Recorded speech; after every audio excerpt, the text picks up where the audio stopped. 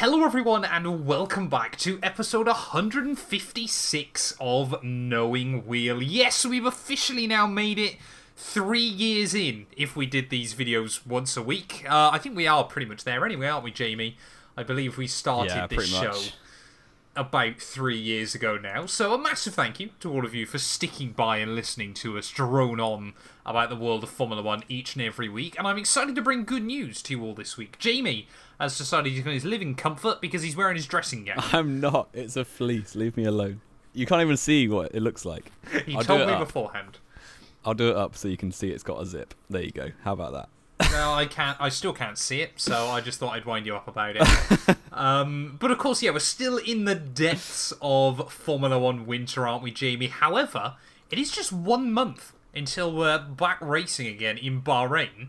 And that immediately led to a bit of confusion because obviously the Bahrain Grand Prix is a Saturday night, so practice is on Thursday, which is really weird. Yeah, it's also a month from today because Thursday is the 29th of February, which is also a bit weird. I bet F1 has barely raced on the 29th of Feb before. That's strange. Well, it's still not racing, to be fair. No, they're not. But yeah, first and second practice is a month today as we record this. Qualifying is a month from when you watch this, probably. And the race is a month and a day from when this is released. So very exciting. We're getting through it. And before long, we'll be testing. And then we can realise how boring the season's going to be again. Well, we've got winter testing coming up, haven't we? In about 3 weeks, I believe, because I think that starts on my birthday, on the 21st. There you go. I'll get the card ready for that. Wonderful. And obviously we've got all the livery reveals literally kicking off next week, haven't we? I believe Haas, like they are every year, is the first to reveal, which I believe is on the 2nd of... Technically, McLaren have already beat them to it, but... Well, kind of, yeah. So Haas are actually revealing at the end of this week, which is rather cool. So we won't be doing any kind of proper reveal reactions or anything like that like we have done in previous years. However, what we probably will do, like we've done in previous years as well, is it actually works quite nicely that roughly every 3 days... every week, three liveries have been revealed. So we can kind of talk about the 3 teams that have revealed their liveries and what we expect them to do in 2024. That being said, I might do some live reactions and that kind of thing as well alongside it. But Jamie, we have got a bit of news to get through this week, haven't we? We're kind of getting more and more stories coming in, and the big ones have got to be Lando Norris and Charles Leclerc have both extended their contracts with their respective teams. They have, and Leclerc was first, wasn't he? Yep. And they haven't put a hard end on it, have they? No. So I guess that's probably good news for Leclerc, really. But yeah, it's good for all parties. I think it's good to get your star men tied down. We see that with everyone, really. And I'm sure Ferrari are very happy with Leclerc, and it remains to be seen if Leclerc will remain happy with Ferrari long enough to see it through. I mean, that is surely the big question, isn't it? You know, it's rumoured, I think, to be about the end of 2029, which it seems mad, doesn't it? Because 10 years ago, I think the only driver that had ever spent 10 years or more with a team had been Michael Schumacher at Ferrari. Now, Hamilton has done that. Verstappen's probably going to do that. Leclerc's probably going to do that. Lando might do that as well. George Russell might do that at Mercedes. It's suddenly become very normal, hasn't it? Which is quite odd. Yeah, although we say this now, like F1 always surprises us with silly season, I think, because all it takes is one of these massive names to get cold feet about their team. And suddenly it all kicks off. So say McLaren make Lando Norris an absolutely awful car that doesn't suddenly become good halfway through the season this time, and he's finishing 16th every week, he will, like, unless there's clear reason for it, and he's going to be patient, if that happens 3 years in a row, like I did with Alonso back in the mid 2010s, then Norris would be a hot property driver in a team that he doesn't want to be in. So a Ferrari or Red Bull could suddenly pick him up, and then are you going to have Leclerc and Norris as teammates? Probably not. Then suddenly Leclerc's available to go to Mercedes, for instance. So it can kick off Because all four of these teams aren't going to be winning at once, are they? So someone's going to get impatient. Yeah. I mean, it was going to be a point we were going to talk about in just a minute, wasn't it? Of Lando's very, very interesting interview talking about not wanting to race alongside Max Verstappen at the moment. I can't wait to hear your thoughts and feelings about that. But, I mean, yeah, you obviously kind of mentioned that there. I think if I was going to be a betting man as to which of the three between Max, Leclerc and Lando would leave their team first, for me it would have to be Lando Norris. I think is the most likely option. I would say Leclerc, I think. No. I don't know. No. Ferrari are always going to be in and around the top four. Yeah. I guess. But McLaren won't be. They won't necessarily be. They always bounce back, but they sometimes just go off the grid for like 5 or 6 years in a row. That's only really happened a couple of times. Yeah, but it's twice more than Ferrari. I guess Ferrari went 30 years without a championship, didn't they? Or 20 years, sorry. Yeah, it's a strange one. Yeah, I certainly don't think Red Bull will drop the ball with Max Verstappen.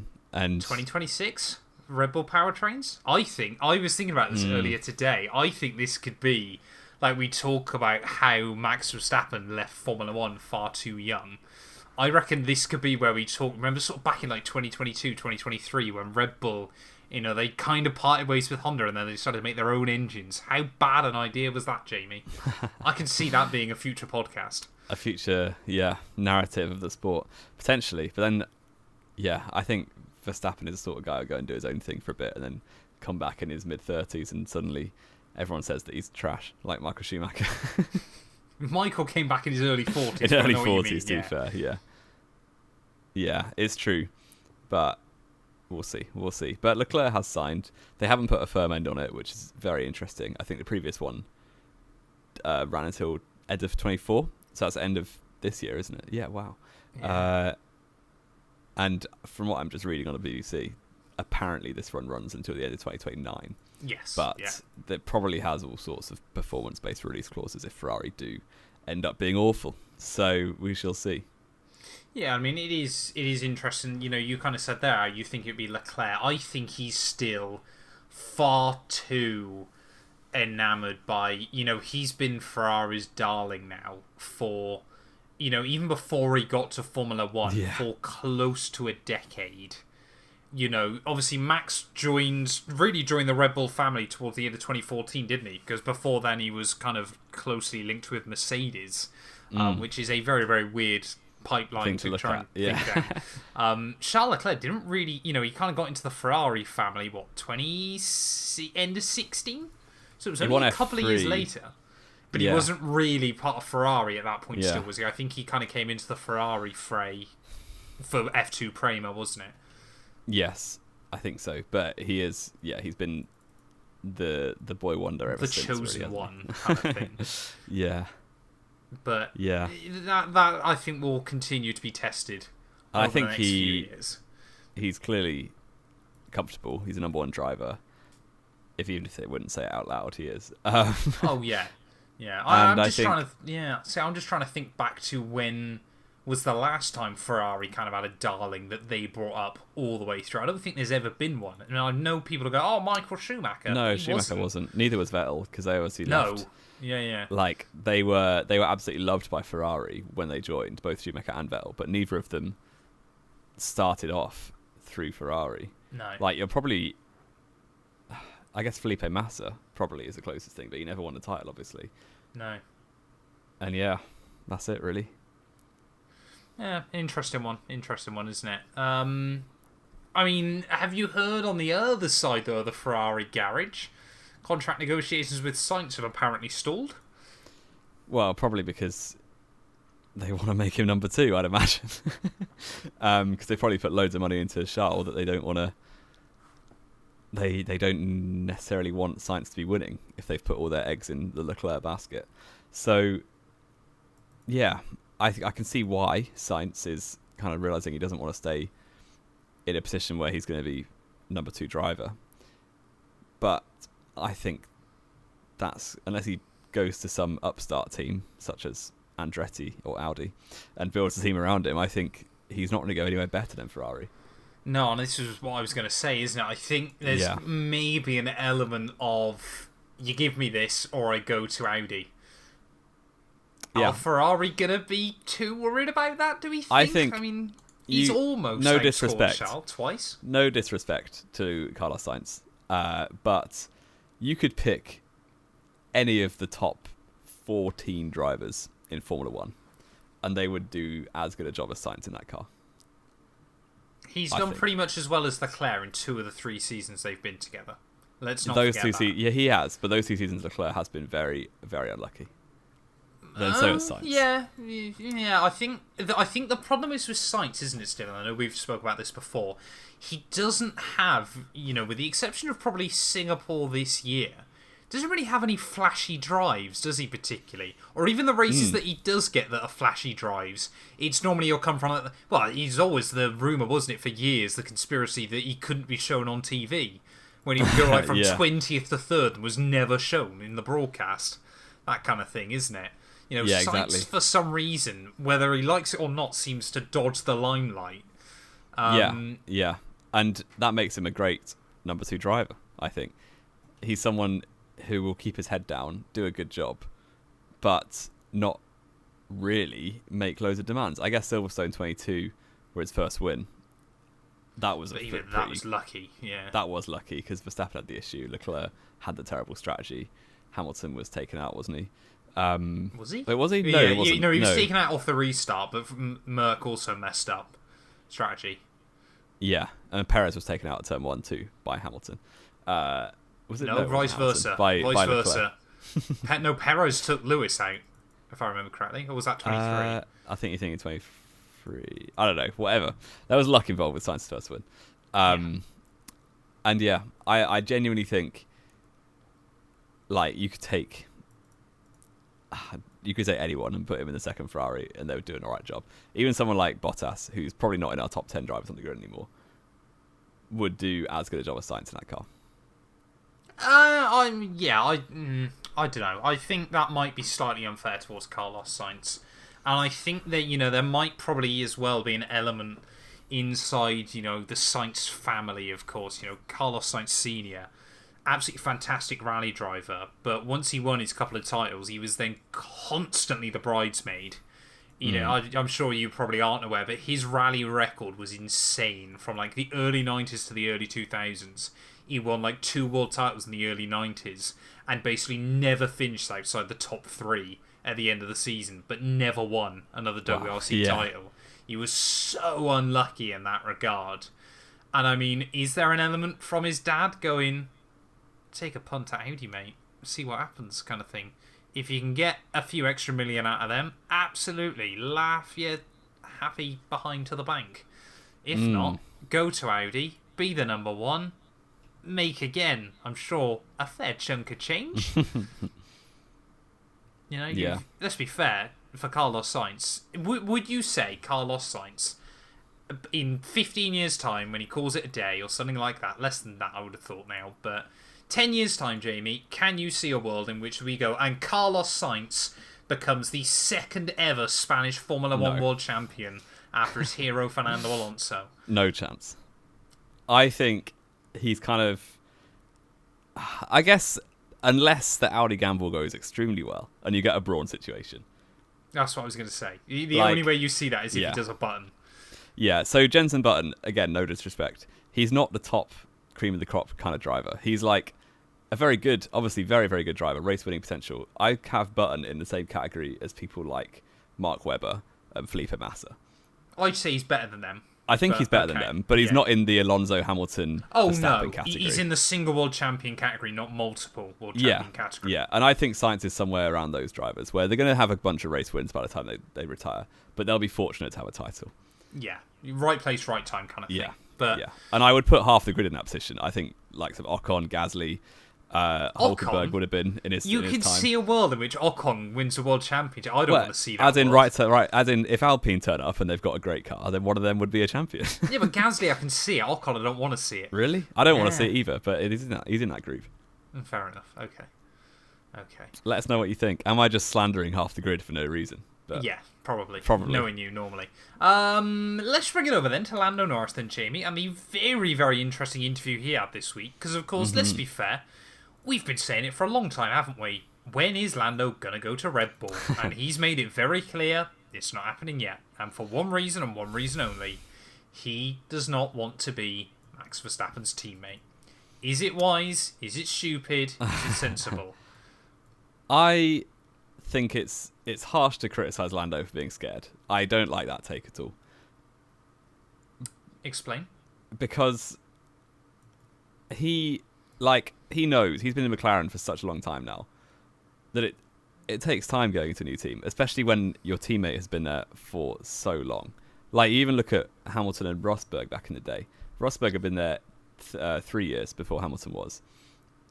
And Hamilton went in, and suddenly your teammate had more experience, and it's really hard to get on the same level with all the people, because like, he knows how everything works. He knows the right people to go to when you need something changing or something doing. The new person has to get into that. It's like starting a new job. It literally is starting a new job. So I can see why he's cautious on stepping out of his comfort zone into a place where the team is set up around Max. And I think for his own stock, it probably makes sense to do what he's doing in terms of staying with McLaren. Because there's a possibility, like at McLaren, he knows he's probably going to beat Piastri.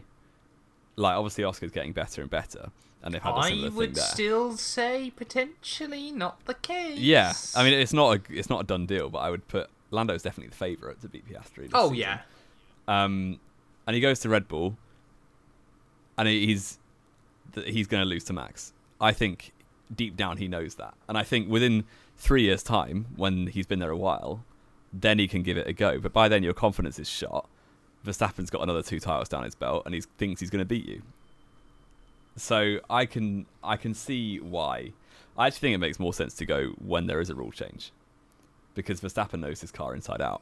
If Norris was to go in 2026, they're both learning a new car at the same time, and that kind of levels the playing field a touch. Obviously, it's still going to be hard for the new driver, but yeah, I think I struggle to land on the view that Norris is scared. You don't think he's scared? No, I think he's being clever, and he's being potentially. I mean, he's always not doubted, but he's very harsh on himself, his own performances. And I think to become a good Formula 1 driver, you have to be. Yeah, you definitely have to be. But even when he does well, he doesn't say it, and some drivers would. And I think that attitude has probably spilled over into his decision to stay where he's at. Yeah, I mean, I think it's difficult, isn't it, at the end of the day? Because if you're a top Formula 1 driver, we're going to remove your Strolls from this equation for a second. If you are a top Formula 1 driver, do you see a world in which Lando Norris becomes a world champion in the future? Well, I'll ask you the same question. Yes, as I did a minute ago. So, in what world does he become Formula 1 world champion if even he doesn't believe he's the best driver on the grid? Well, the best driver on the grid doesn't always win the title. But it's rare that your teammate is the best driver on the grid and you win the world title. It happens because 2016 exists. I knew it was coming, yeah. But it's very, very rare. If you think your teammate is the best driver on the grid, you probably should get out of that team if you want to win a title yourself. Yeah, that's understandable, but because like in 2010, in my view, Alonso performed the best over the course of that season. Alonso or Hamilton, I think, yeah. But actually, so at that point in time, they were the best 2 drivers on the grid. Even like most of the late. So in 2009, you would argue Alonso and Hamilton were better drivers, and probably Kubica, to be honest, were all better drivers than Button. Kubica got beat by Heidfeld. He did, but Heidfeld's a baller, so it's alright. Well, yeah, okay. Well, the thing wasn't it in the second half of the year as well that Alonso and Hamilton were the top 2 highest scorers? Yeah, and the Renault was trash. Well, so was the McLaren for a lot of the year, wasn't it? Yeah, true. And Raikkonen did well second half of season 2, and he's also. It might have been Hamilton Raikkonen that were top 2 by the end of the year. Yeah. Yeah, so that kind of thing, you get lucky, and Verstappen has a bad car for 1 year, because that's basically seems to be how it's going at the minute, where no one thinks they can touch Max. And I'm sure someone will come along that thinks they can, and that'll be great for the sport. I'll take Hamilton out of this equation because he obviously does have the confidence still, but not the car. So all these young drivers, they don't really want to go against Max Verstappen in a Red Bull because everyone just thinks they're going to lose. Because we've seen so many solid drivers go up against Max and get absolutely trounced. Yeah, I guess then sort of my next question is, if you remember back to the early 90s. I wasn't born, but I'll try. No. But you kind of, about obviously the F1 landscape. Obviously you had, obviously your Ayrton Senna, your Alain Prost, your Nigel Mansell, your Nelson Piquet, all this, that and the other. Obviously Prost had retired, came back, but had retired. Mansell left, came back, retired. Piquet retired and started saying horrible things about people that weren't him. It kind of created a vacuum, didn't it? Where Ayrton Senna basically could go, you've got the fastest car, I want to drive that. You saw this in the 50s, taking it even further back. Yeah. Juan Manuel Fangio. Could we end up in a scenario like that again, where, say, for example, 2026 rolls off, the Ford Red Bull power unit is 50 horsepower down, it's breaking down every other week. McLaren, they dominate around one of the season. Lando lapped up to P4. Max Verstappen turns around at the end of the opening weekend of the year, or 5 rounds into the season, gives Zach Brown a little bit of a message going, I want to win world championships, I'll race for you for free. I want to go in alongside Lando. I struggle to see it happening mid-season, but I think that could definitely be the case. I mean, we saw it. What do you do then if you're Lando Norris? If you've already accepted this guy's quicker than you, but I think suddenly he's moved to your team. The interesting thing about the Norris interview that he did was the impression that I got is Norris would be well up for going against Verstappen in McLaren, because I think he'd back himself. You'd always want to do that fighting at home. If you're the one with the knowledge of the team, I think Norris would back himself to beat Verstappen in a McLaren. It's just there's no point risking a team on the up and a position you're very comfortable with to go to a team where you could just get absolutely tanked by Max Verstappen. So, yeah, it's difficult. It's very difficult. But also, we saw Seb Vettel try and do this when he thought he was untouchable in 2013. He gets a bad car for a season and immediately wants to go and find a better car from anywhere. And he obviously couldn't get a Mercedes, so he went to the next best thing, which was Ferrari. So I think that was more Seb wanted to drive for Ferrari. He did, but say Ferrari were worse. Actually, they were worse. They were worse in 14. But say Ferrari were like backmarkers out of nowhere in 2014. He would have been like, "Hey Williams, do you want me to drive for you?" Probably which could have been very funny. But yeah, I think the early 90s is very interesting because all of the champions retired at once, and we're on the way to that happening now. Because obviously, in the last few years, Seb's gone, Raikkonen's gone, Alonso will be gone within 2 years. And then you got Hamilton left and Max Verstappen. And Lewis will be gone within 5 years. So then you've got Verstappen. And is anyone going to win? Is anyone new going to win a title within 5 years?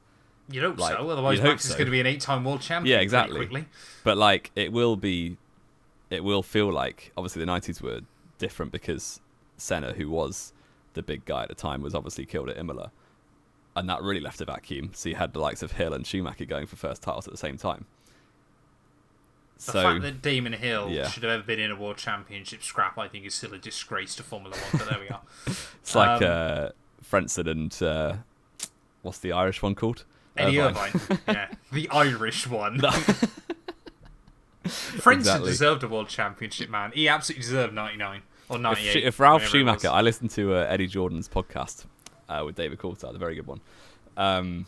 They had Ralph Schumacher on. I think I might have seen this, yeah. And he basically said, Ralph, if you stay with us for 1999, you'd have won that title. Yeah. But Ralph Schumacher was so determined to leave because of his mistreatment in 98. Well, didn't Eddie Jordan at some of the British Grand Prix literally go over to Ralph and go, if you don't finish this race in the points, you're out? And he started last. Because the car had an issue in quali, yeah.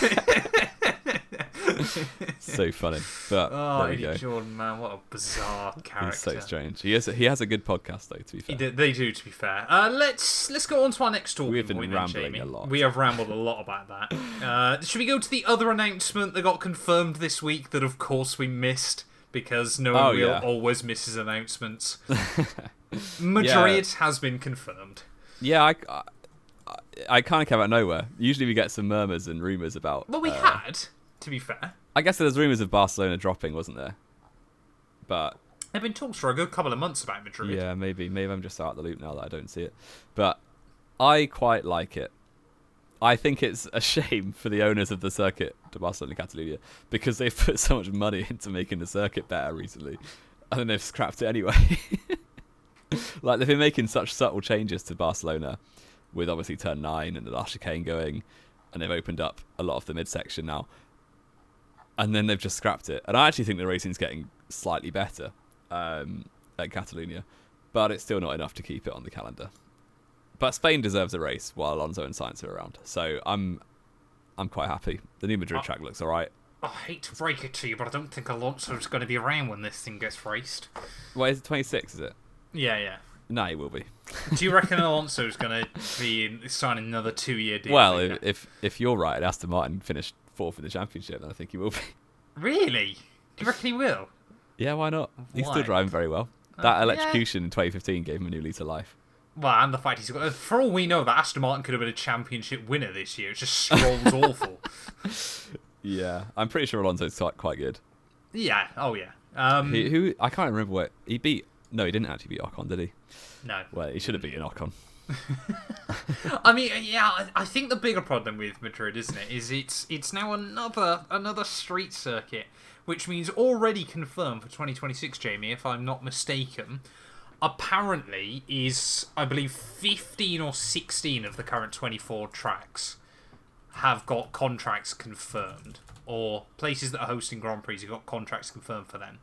9 of those are street tracks. Yeah, it's a bit mad, isn't it? But yeah, I don't know. If street tracks are designed, so for instance, Saudi Arabia, I don't really care it's a street track because it gives us a really good race. Does it? I think it does. The first one, yeah. Second one, what happened there? Perez apart from Schumacher binning it in qualifying. Perez. But then we get boring races on traditional tracks. No, Max won 22. Perez Max did win. Max v Leclerc, that was sick. That was what a we're saying battle. is every Saudi GP has got worse than the year before. Well, we can see if that continues. Also, F1 as a sport has got worse year on year since Saudi debuted, so that's kind of fair enough. It's true, isn't it?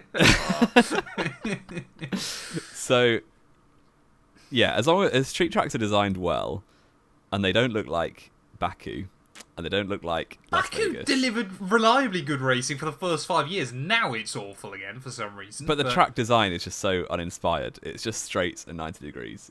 Yeah, but that actually led to some good racing for quite a few years, didn't it? For some reason, Baku's been made far worse because the cars can now battle. Yeah, well, when it debuted, the cars could only slipstream each other and they couldn't follow the corners. 16 was a dead race, to be fair, 16 was a dead race. 17, 18, 19 was awful. 20 didn't race. 21 was only good because of Pirelli. 22 was... I don't even remember what happened in 2022. Nor do I, yeah. I think Verstappen won, probably. Yeah, I believe so. Exactly. Oh, Leclerc broke down, didn't he? Oh, yeah, both Ferraris DNF'd. That's funny. And then, yeah. I don't know. I quite like this Madrid track. I don't know what you think. I mean, Barcelona's not that great. I think the thing is, it was more kind of just the fact that we've lost another proper racetrack for a street circuit. And I don't even mind if, like, they alternate or something like that.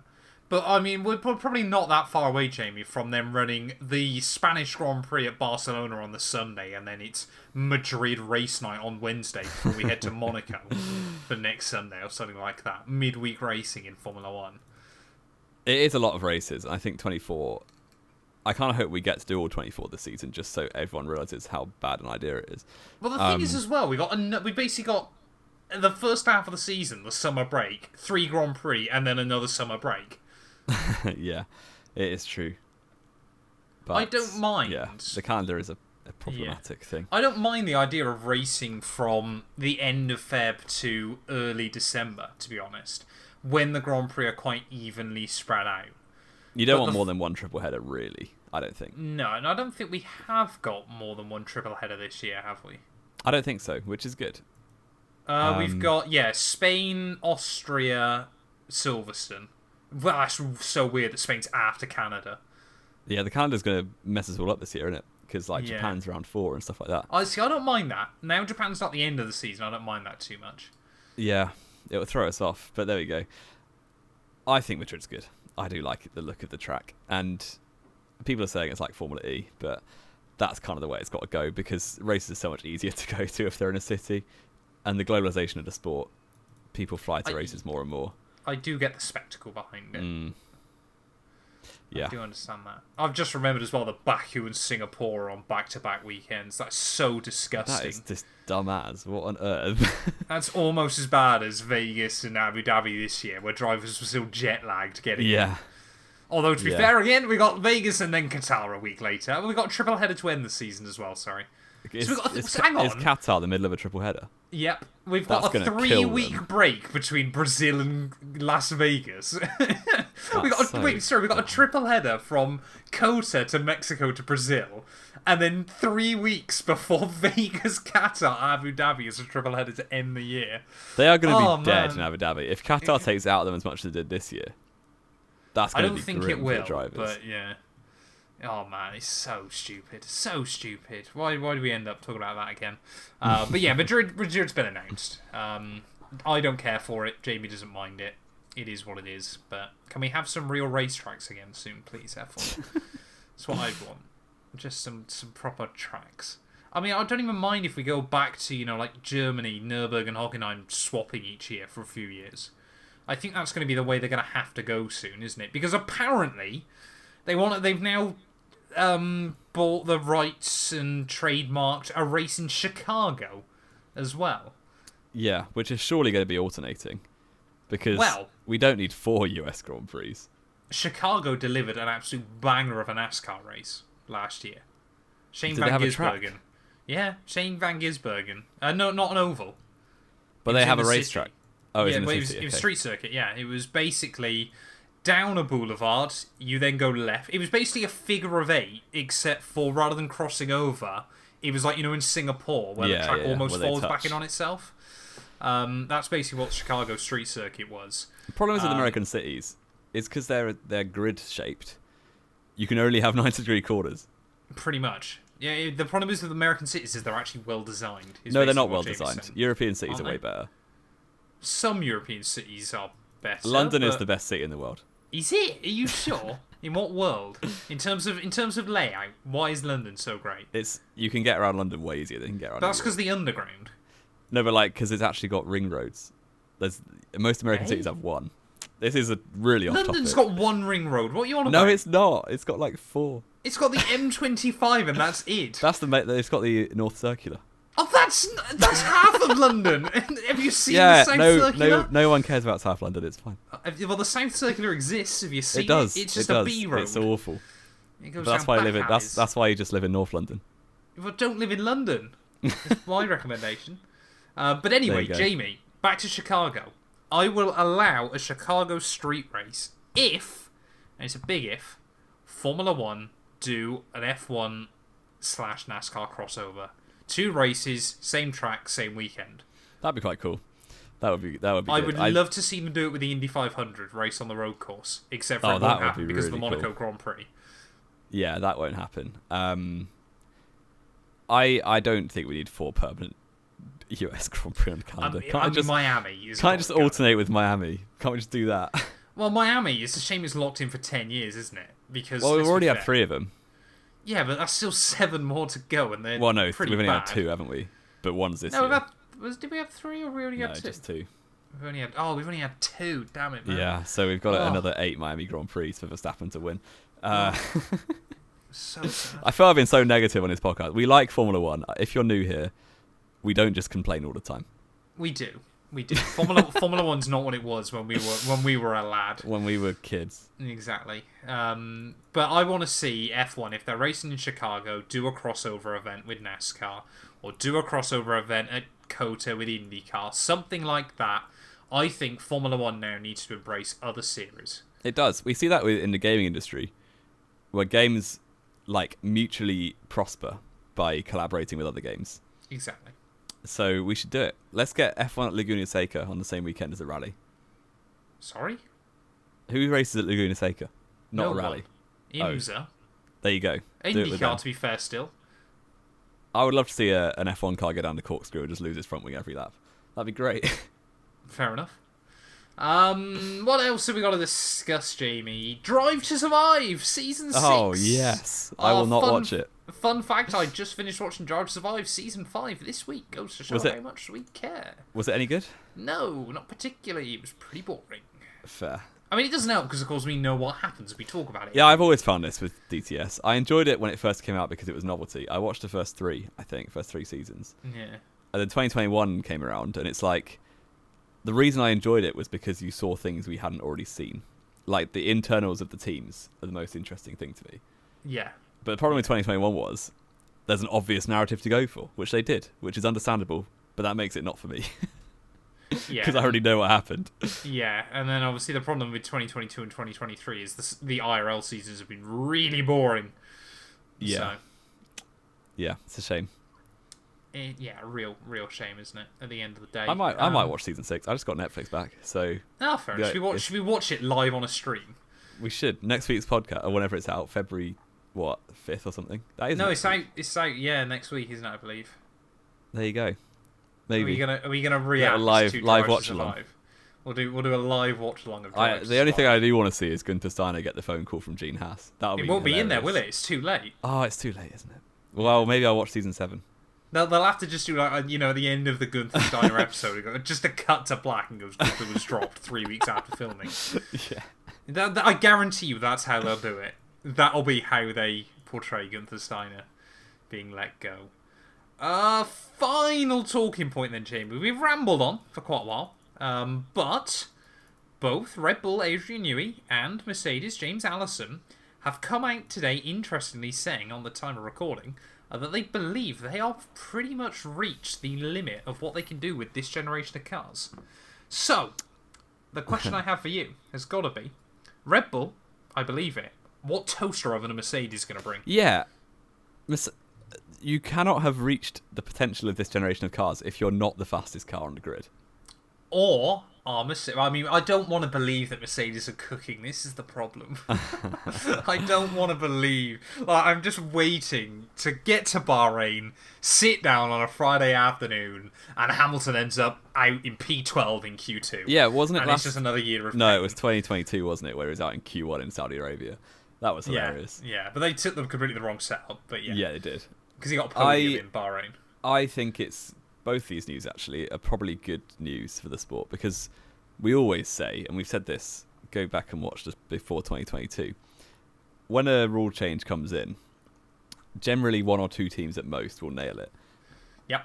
And then everyone else spends 5 years catching up. And by the end of the generation cycle, it's when you get the best seasons, typically. Yep. So if they think they've reached the development limit and the rest of the teams are all just getting up to that limit, we're going to have a lot of teams be fast. Maybe not this year, but in 2025 it'll be great. Yeah. I want to believe.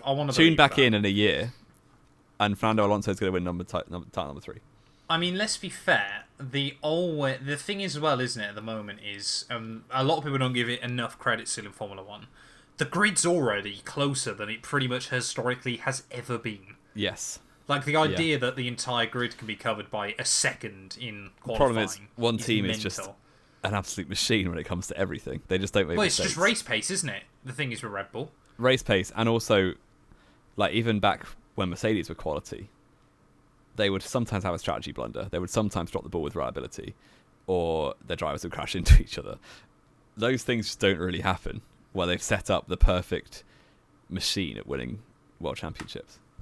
Yeah, and you combine that, of course, with the fact that we're getting towards the end of an engine cycle of regs, aren't we, as well? So, reliability should be good, that kind of thing as well. I want to see V10s blowing up every other week. That's what I want back in my Formula 1. I want to see tyres exploding, which is like 2013 Pirellis. Oh, don't. Disgusting. Disgusting. I mean, do we think... I mean, we did our predictions last week, don't we, Jamie? Mercedes, we've seen them be far too confident the last couple of years. Do they get back to it? Do they? I mean, they're not going to win the title, are they? No. They could. As well, they finished second. Easily. Yeah. I mean, they finished second this year, didn't they? So, exactly. Is there a world in which they win more than one Grand Prix next year? I think so. There's 24 Or this of them. year, sorry. There's enough races to have a go at. They might sneak one or two. We can only hope. It's like we've said before. It's been 2.5 years since Hamilton won a race now. So. Oh, it's mad, isn't it? Well, 2 years and a month. Or 2 months, I suppose.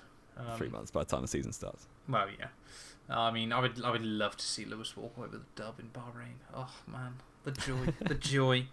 I mean, yeah, we'll wait and see, won't we? Like we kind of said last week, even if Red Bull still end up comfortably out in front by the end of the year, it'd be nice if, they get less or, half of the wins this year.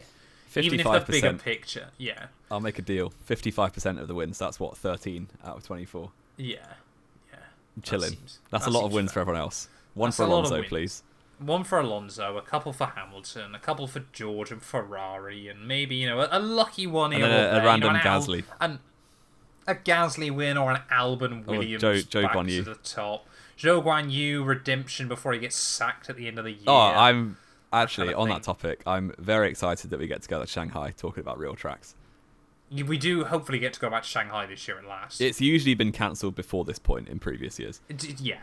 I'd be staggered if 2024 it is still cancelled. Yeah, and Zhou Guanyu is gonna get a top 5.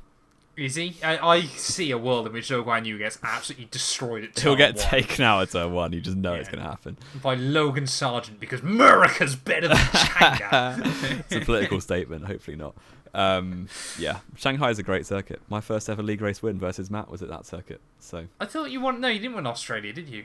No, I came second at Australia, but I beat you, so that's all that matters. Well, luckily I won in Bahrain between them. Pole position was mine. Thank you. Yeah. what? I noticed this last week as well. At the moment, every show seems to end in a random league racing reference. Yeah, there you go. From 10 years ago. Have we got anything else to add, Jamie? Has something been announced in the last 2 minutes? Slightly actually. I just. Oh. Do go on. Alan Permain has gone to Red Bull. Oh. No, not Red Bull. Sorry, Racing Bulls. Racing Bulls. Oh, it's so That's stupid, so confusing. Man. So stupid. So Alan Permain, he's been with... Well, I know obviously he got sacked by Alpine last year when they sacked everyone. He was there for a long time. I'm surprised he's gone somewhere else. Yeah, especially not in the UK. Well, he was based in... No, he was this No, side, he was based in He was Enstone, yeah. Yeah, fair enough. And Racing Bulls... Actually, you say that. Racing Bulls have got a small they have, office here, yeah. Yeah, so he's going to be racing director, reporting to new team principal Laurent Mekies. He's going to be the RD good. For RB. RD for RB. That's what I just said, yes. Yes. It's going to confuse you all season. I saw the headline, Permain to make F1 return as RB announced several technical changes. Why is that not Red Bull? That means Red Bull in my brain. It means Red Bull in everyone's brain. It's so stupid, but there we are. I mean, I have always wondered what it must be like for Italians. Why? When they were Toro Rosso. Yeah, true. Because you've got Red Bull and Scuderia Red Bull. It's true. But I'm not Italian, so that's not my problem. If you're actually being correct, it's Red Bull and Team Red Bull. Oh, yeah, Scuderia just means team, doesn't it? Yeah. Yeah, I'm something of a linguist to myself. We should end it there. Oh, man, we should. Thank you all, as always, so much for listening. If you have enjoyed, please do make sure to leave a like. Get yourself subscribed. As Jamie and I said, we're talking.